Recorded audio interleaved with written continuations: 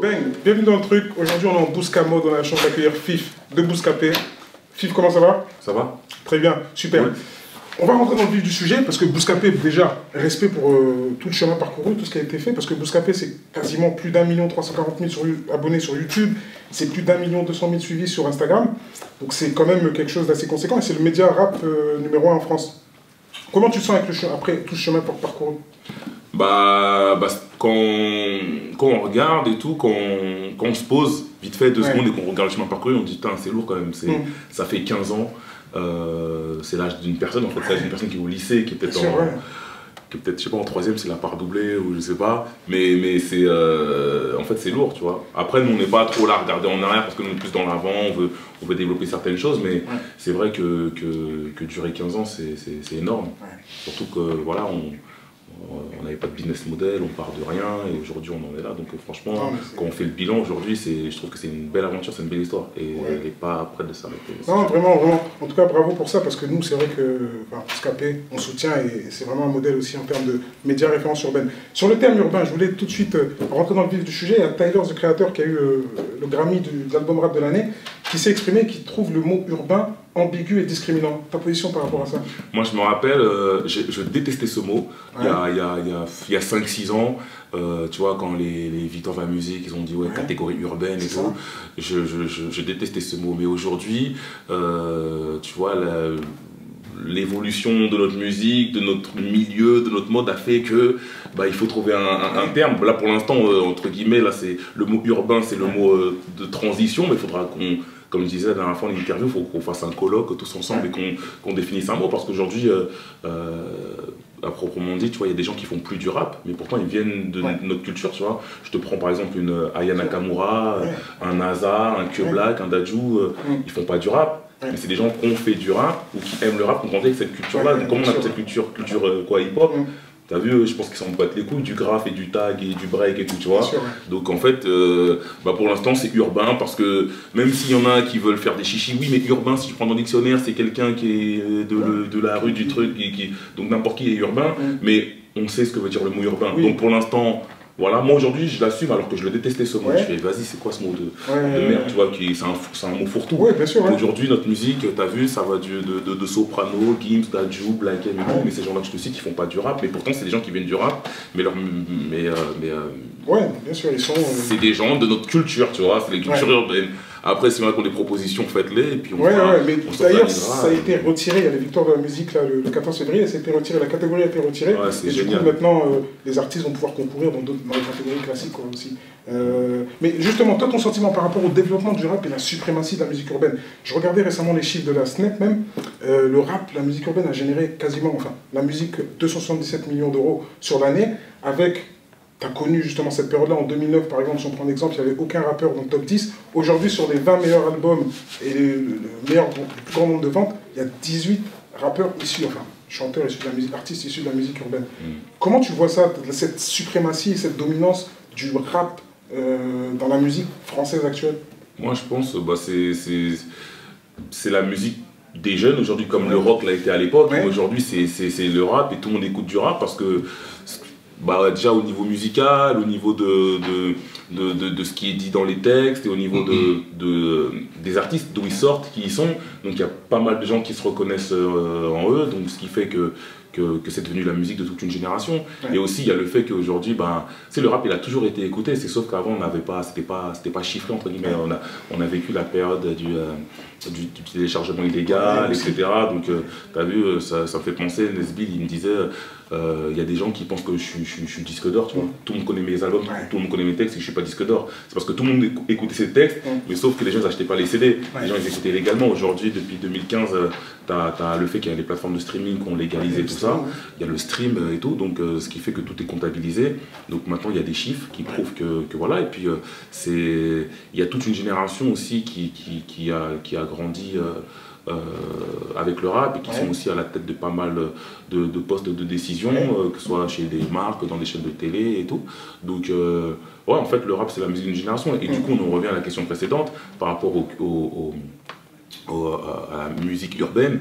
Tu sais, à l'époque, il y avait le rap, c'était un peu uniforme, on va dire. Il y avait beaucoup de rap de rue, il n'y avait pas trop d'alternatives. Aujourd'hui, le rap, il y en a pour tout le monde. Tu as vu, ça va de Big Flo à Oli à Booba, tu vois, et entre tout ça, tu as un panel super large. Donc, ce qui fait qu'aujourd'hui, il y en a pour tout le monde. Tu vois, il y a des gens qui écoutent Big Flo et Oli et qui n'aiment pas le rap, qui aiment que Big Flo et Oli, tu vois. Non, c'est sûr. Mais c'est pour ça que moi, ma question, c'est ça. Aujourd'hui, Bouscapé, c'est le numéro 1 dans la référence rap urbain. Mais j'ai l'impression que malgré la satisfaction, moi, j'ai un côté un peu... je me dis que ça pourrait être plus gros. Ça pourrait être beaucoup plus gros, avec beaucoup plus d'ambition, avec un impact beaucoup plus fort. Parce qu'on est indé, mec. C'est l'indé, on fait pas partie d'un groupe, tu vois, Bouscapé c'est 3 associés, c'est 3 mecs qui ont monté un truc, il n'y a pas de mec qui a investi, on fait pas partie d'un groupe, c'est notre propre argent. Et on sait très bien aujourd'hui pour développer une boîte, pour développer n'importe quel business, il faut de l'argent, beaucoup d'argent. Aussi, ouais. Donc, c'est un peu en mode start-up, Bouscapé. Ça fait 15 ans une start-up. Mais c'est ça, mais après ça grandit. Ça grandit. On grandit petit à petit, tu vois, doucement, tu vois, on fait notre petit bonhomme de chemin. Mais après, c'est vrai que ça pourrait être plus gros, tu vois. Après, bon, on est quand même content de ce qu'on a aujourd'hui, mais tu vois, les médias qui ont notre taille, au niveau de l'impact, au niveau de la puissance, de la renommée et tout, ils font tous partie d'un groupe. Donc eux, ils ont les fonds pour pouvoir injecter, booster, envoyer du lourd, parce qu'en fait, le nerf de la guerre, c'est de l'argent pour développer une activité. Mais au-delà de ça, parce qu'on voit que quand on regarde tout ce que vous développez, Fustory, dans la Gova, Wesh, il y a quand même une proximité avec les rappeurs qui n'existe pas ailleurs. On a quand même un rapport qui est, limite, je dirais même un rapport amical. Ouais, c'est ça. Et c'est ça qui crée aussi, qui fait toute la distinction avec la concurrence aussi. C'est cette accessibilité-là. Mais il n'y a pas de possibilité de transformer ça pour quelque chose qui soit plus grand. Je pense aux anciens, tu parlais souvent du secteur A et que tu as regardé aussi tous les anciens, Passy, Stomy, etc. Qu'est-ce que tu penses justement de leur trajectoire aujourd'hui? Parce que quand je vois ça, je me dis, ils auraient pu intégrer des maisons de disques, ils auraient pu participer, s'asseoir à la table aussi aujourd'hui des décideurs du rap game. Mais on sent qu'ils sont un peu dispatchés, éparpillés. Ouais, bah après, eux, c'est des artistes, tu vois. Après, dans le secteur A, t'avais quand même pas mal de cerveaux, dont un, Kenzie, qui avait une super vision, une putain de vision, tu vois. Et après, bah, on va dire aussi, ils étaient un peu les cobayes du business. Génération sacrifiée. C'était la génération sacrifiée, tu vois. Ils sont venus, ils ont un business, ils ont tout arraché. C'est même eux qui ont inventé le rap business, tu vois. C'est eux qui ont installé les codes. Aujourd'hui, tous les gens de ma génération, de mon âge, on a tous Kenzie en tête, on a tous le modèle secteur. Ils ont tout arraché, ils avaient tout compris 20 ans avant, mais c'était un peu les cobayes. Donc forcément, ils ont fait des choses bien, ils ont fait aussi des erreurs. Et il faut qu'on s'inspire de tout ça pour pouvoir faire mieux. Après, eux, ils étaient... Tu vois, aujourd'hui, un artiste, il veut être artiste, il veut être à la tête de son business, patron de sa boîte et tout, etc. À l'époque, les autres, ils voulaient juste être artistes, être des stars. Tu vois, je te prends un Nekfeu, un Sofiane, un Booba, ils sont chanteurs, mais ils sont aussi hommes d'affaires. D'accord, donc on est vraiment passé dans le côté artiste-entrepreneur. Ah ouais, parce qu'ils ont tous leur boîte de production, d'édition ou de vidéo et tout, ils gèrent tout eux-mêmes. Alors qu'à l'époque, les secteurs A, à part Kenzie qui avait la boîte et tout ça, mais les artistes dont tu m'as cité, Passy, Stomy, c'était juste des artistes. Enfin, Passy, il avait sa boîte aussi, il a monté Bisson, il a fait ses trucs, mais ils n'avaient pas tout cet esprit d'entrepreneur. D'accord, ouais. Mais aujourd'hui, tu penses que justement, avec cet esprit d'entrepreneur qui est arrivé aujourd'hui dans la musique, tu penses que la trajectoire après leur carrière, parce que les carrières aujourd'hui sont plus courtes, les gens ont compris qu'ils venaient, ils devaient générer, et après, pourquoi pas, réinvestir dans autre chose. Mais quand on regarde par rapport aux sportifs, moi je fais beaucoup de liens avec le sport, et puis Bouscapé aussi fait aussi une page sport, il y avait une étude qui était sortie qui disait 75% des joueurs NBA, 5 ans après, ils étaient banqueroute.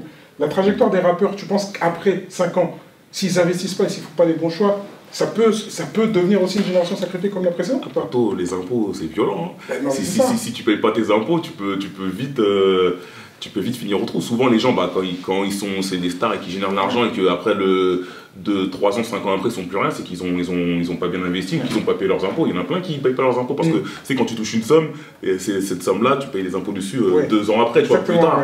Tu vois. Donc le mec, il est là, il a son argent, il touche 100 000 €, il pense que c'est 100 000 € pour lui, mais il ne sait pas qu'il faut enlever, je sais pas, peut-être 30% dedans et que les 100 000 € ne lui appartiennent pas, quoi. Donc après, ça, c'est des trucs aussi, c'est des trucs qui s'apprennent, il faut avoir un bon comptable, il faut avoir des bons conseillers qui te disent, gars, investis, essaye de placer, dépense pas tout, etc. Les impôts, et nanana. Mais ça, faut le savoir, mais c'est pas tout le monde qui le sait. Tu sais, quand t'es jeune, t'as 20 ans, tu penses pas mettre de côté, quoi. Ouais, non, mais c'est sûr. Mais Bouscapé, derrière, n'a pas une ambition aussi de participer à tout ça, par rapport à la production, par rapport à s'asseoir à la table autour des millions de 10, par rapport à l'influence qu'il peut avoir aussi sur les choix des nouveaux rappeurs qui arrivent. Il n'y a pas une réflexion autour d'un rôle qui soit beaucoup plus large que de l'information rap et participer peut-être au rap game. Il n'y a pas une idée de ce style? Non, t'as vu, nous on est un média, on essaie de développer, enfin de mettre en valeur cette culture, de développer un peu pas mal de choses, pas mal de valeurs aussi à travers nos émissions et tout. Ouais. Mais après, ça c'est un thème plus large. Moi, personnellement, à titre perso, moi, FIF, c'est un truc qui m'intéresse, l'entrepreneuriat, c'est des trucs que j'aimerais développer, mais c'est des trucs qui sont longs à mettre en place. Ouais.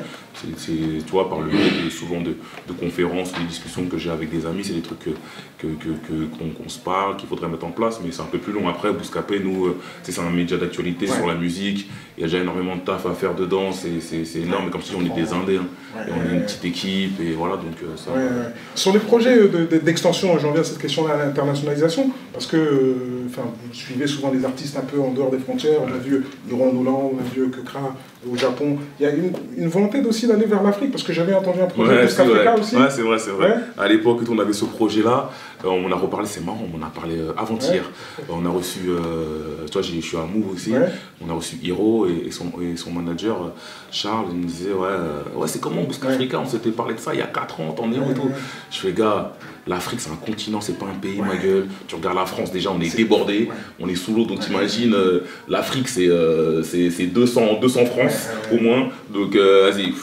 Et il faut procéder étape par étape. Mais ça, c'est un truc qu'on aimerait faire. Ouais, Bouscafrica, clairement, c'est un projet qu'on a depuis 10 ans, qu'on aimerait développer. En plus, aujourd'hui, quand on voit la musique africaine, à la place qu'elle prend, t'as vu, même les Caris s'en inspirent et tout. Enfin, tu vois, la musique africaine a toujours inspiré de façon les gens, mais là, aujourd'hui, c'est de plus en plus présent. Bah, je me dis que, tu vois, on était encore en avance et dans le temps. Mais après, aujourd'hui, en fait, c'est une question, comme je dis, on en revient toujours à une question d'équipe, d'argent et pour pouvoir développer certaines choses. Non, c'est sûr, c'est sûr. C'est sûr que le nerf de la guerre, on connaît, hein, mais ouais, les idées aussi, quelquefois, peuvent participer à se démarquer. Puis l'argent, évidemment, ça permet aussi de... Non, mais tu vois, on a tous plein d'idées, mais à chaque fois, tu sais, même les entrepreneurs, il y en a, ils veulent faire des trucs, ils ont des idées, mais ils n'ont pas de contact, ils n'ont pas d'argent. Tu as vu, ne serait-ce que des fois prendre un local, ou des fois même payer un Uber, ou payer le train, ou payer, tu vois, des trucs tout cons, des fois, mais en fait, quand tu développes une activité, il faut de l'argent, même pour la plus minime des choses, tu vois, juste prendre un aller-retour. Non, mais c'est sûr, mais c'est pour ça que les Américains appellent ça le bootstrapping, c'est une manière de pouvoir commencer petit et grandir avec les profils au fur et à mesure. Donc tu réinvestis tout ce que tu as injecté et ça permet de pouvoir construire quelque chose de beaucoup plus solide. Quoi. Ouais, carrément. Et ça, c'est possible. Mais en tout cas, non, vraiment, nous, c'est un plaisir parce que le modèle Bouscapé, c'est quand même un modèle référence, même en termes de média rap et d'influence qu'il a. Et on discutait avec des Belges récemment aussi. Il y a eu aussi un impact qui se fait sur les pays francophones et sur le Canada aussi, sur Bouscapé. Il y a aussi quelque chose d'européen. Non, mais nous, depuis le départ, il y a pas mal de gens qui nous suivent. La Belgique, c'est depuis toujours, c'est le deuxième pays qui nous suit le plus depuis 10 ans. Tu as vu, on a les stats détaillés. Il y a pas mal de gens en Afrique. L'Algérie aussi sont grave connectés. Tu vois, au Canada, aux États-Unis, enfin, ça suit de partout. Mais la Belgique, c'est un pays qui nous suit de fou depuis longtemps. Tu vois. Non, mais c'est vraiment un bon modèle. Time is running, et puis on n'a plus trop de temps, mais c'est une discussion qui est super intéressante. En tout cas, Fif, peut-être un dernier mot à dire à nos auditeurs dans le truc. Le combat continue. Comme dirait Belgique, super, merci en tout cas.